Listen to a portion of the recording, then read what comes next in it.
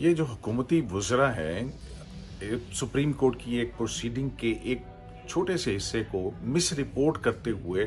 جو عاصمہ شیرازی کی character assassination کے اوپر تلے ہوئے ہیں، سمجھ نہیں آتا کہ ان کے مقاصد کیا ہیں۔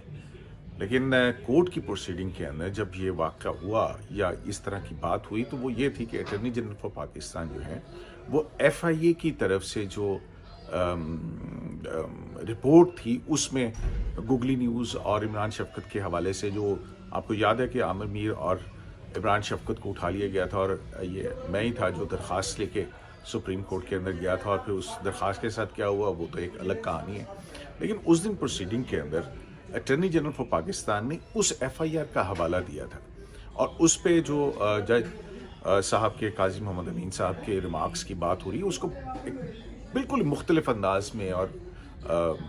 ٹلٹ دے کے اور اس طرح سے مس رپورٹنگ کی گئی۔